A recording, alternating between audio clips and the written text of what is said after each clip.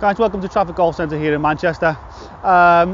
Today I am about to do part 2 of my series of how to build a one-plane golf swing.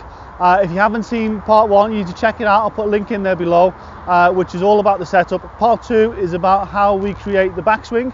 So stay tuned to Jed Walters Golf TV and we'll go through the one-plane backswing. Right guys, so we've gone through our setup, we've gone through the grip, the stance, posture, weight distribution. So now we want to make our backswing. So when we take our setup here, so we've got our weight distribution nice, shoulder width stance, spine tilted forward. Okay, now we need to maintain this spine tilt as we go through.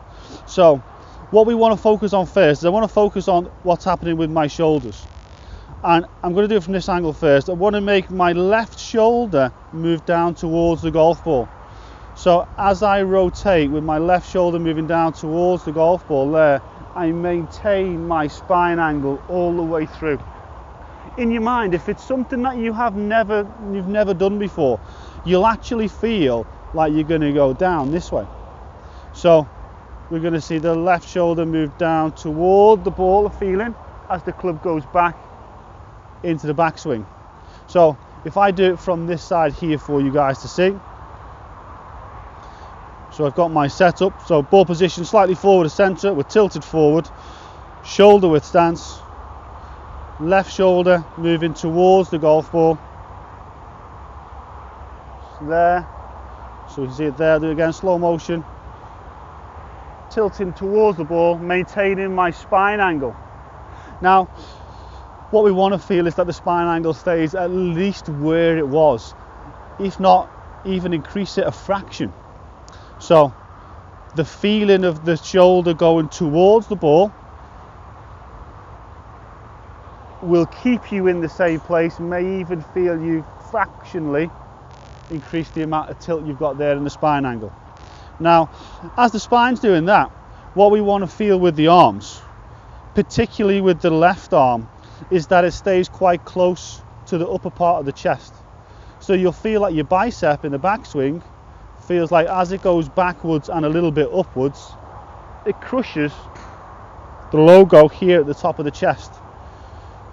So I will turn, feeling the arm crush the logo here, the top of my chest, bicep in there. And as I do that, you'll notice that my right elbow just sort of folds naturally into position there. You know, my elbow would work this way, only as I turn and rotate, it's working in its natural position as it's folding. So left arm is coming more across the chest here, crushing this part here. So if I see it from this point here, you'll see the shoulder goes down, the left arm comes inside and across, covering the logo on my shirt. And then at that position at the top there, my arms, or my left arm, is almost covering the entire part of my shoulder. So in here. There.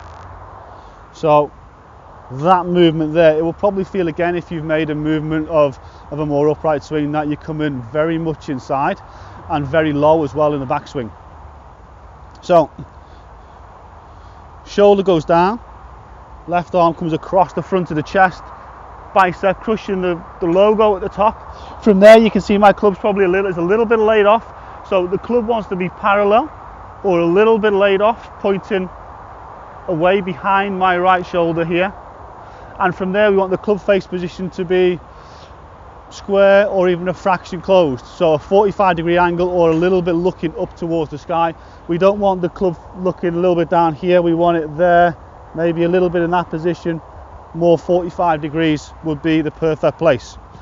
So shoulder down, left arm across the chest, club slightly laid off or parallel, club face a little bit closed or square.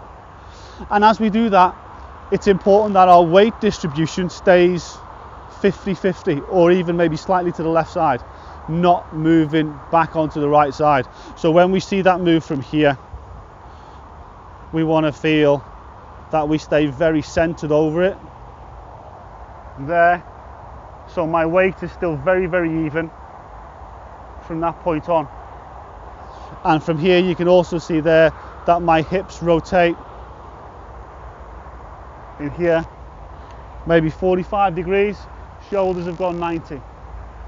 So checkpoints there, left shoulder tilting towards the ball to maintain the spine angle, left arm going across the body so the bicep crushes the logo at the top of the chest, so the arms are all pretty much across the top of the shoulders at the top of the backswing.